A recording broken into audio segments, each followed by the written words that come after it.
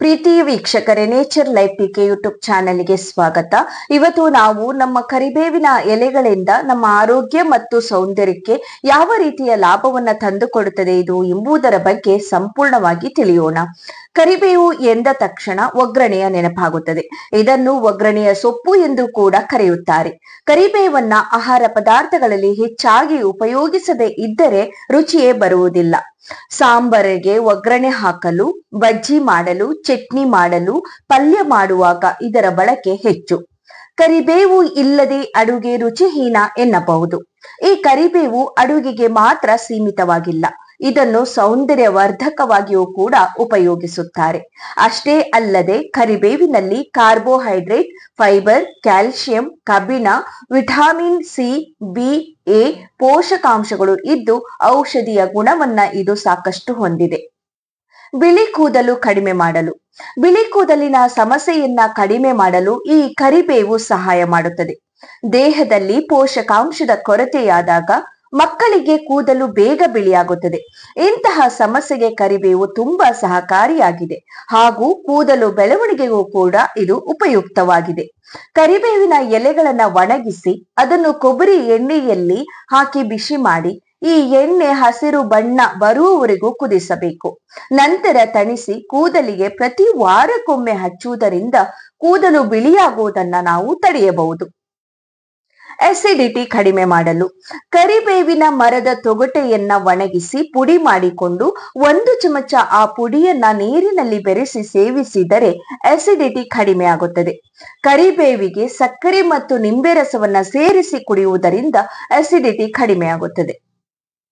ಬೇದಿ ಆಮಶಂಕೆ ನಿವಾರಣೆ, ಎಳೆಯದಾದ ಕರಿಬೇವಿನ ಎಲೆಯನ್ನ ಜೇನುತುಪ್ಪದೊಂದಿಗೆ ತಿನ್ನುವುದು ಅಥವಾ ಕರಿಬೇವಿನ ಎಲೆಯನ್ನ ಚೆನ್ನಾಗಿ ಅರೆದು ಮಜ್ಜಿಗೆಯೊಂದಿಗೆ ಸ್ವಲ್ಪ ಶುಂಠಿಯನ್ನ ಸೇರಿಸಿ ಕುಡಿಯುವುದರಿಂದ ಬೇದಿ ಆಮಶಂಕೆಯನ್ನ ನಾವು ನಿವಾರಿಸಬಹುದು. ಬೊಜ್ಜು ಕರಗಿಸಲು ಕರಿಬೇವು, ಕೆಲವರಿಗೆ ದೇಹದಲ್ಲಿ ತೂಕ ಕಡಿಮೆ ಮಾಡೋದು ಹೇಗೆ ಎಂಬುದು ದೊಡ್ಡ ಚಿಂತೆಯಾಗಿ ಇರುತ್ತದೆ. ಕರಿಬೇವು ದೇಹದಲ್ಲಿನ ಕೊಲೆಸ್ಟ್ರಾಲ್ ಅನ್ನ ಕಡಿಮೆ ಮಾಡುವುದರ ಮೂಲಕ ದೇಹದ ತೂಕವನ್ನ ಕಡಿಮೆಗೊಳಿಸುತ್ತದೆ.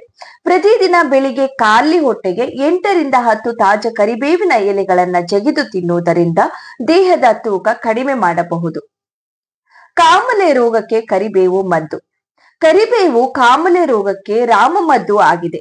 10 ರಿಂದ 12 ಕರಿಬೇವಿನ ಎಲೆಗಳನ್ನ ನೀರಿನಲ್ಲಿ ಚೆನ್ನಾಗಿ ತೊಳೆಯಬೇಕು. ಏಕೆಂದರೆ ಎಲೆಗಳ ಮೇಲೆ ಸಣ್ಣ ಪುಟ್ಟ ಕಲ್ಮಶಗಳು ಅಥವಾ ಹುಳ ಹಪ್ಪಟಗಳು ಹರಿದಿರುವ ಸಾಧ್ಯತೆಯು ಕಂಡುಬರುತ್ತದೆ. ನಂತರ ಎಲೆಗಳನ್ನ ಅರೆದು ಆ ಮಿಶ್ರಣವನ್ನ ಸುಮಾರು 60 ರಿಂದ 100 ಮಿಲಿಮೀಟರ್ ಎಳೆನೀರಿನೊಂದಿಗೆ ಕುಡಿಯುವುದರಿಂದ ಕಾಮಲೆ ರೋಗವನ್ನ ನಾವು ಹೋಗಲಾಡಿಸಿಕೊಳ್ಳಬಹುದು.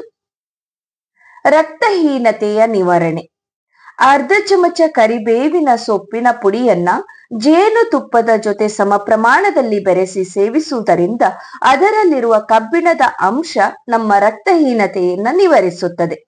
ಕರಿಬೇವು ಅನೇಕ ರೋಗಗಳಿಗೆ ಸಹಕಾರಿಯಾಗಿದೆ.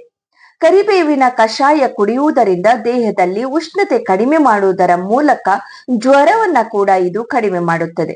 ಮತ್ತು ಕರಿಬೇವು ಮೂಗು ಕಟ್ಟುವುದು, ಶ್ವಾಸಕೋಶದ ಸಮಸ್ಯೆ ಮತ್ತು ಹೃದಯದ ರೋಗದ ಸಮಸ್ಯೆಗಳನ್ನ ಹೋಗಲಾಡಿಸುತ್ತದೆ.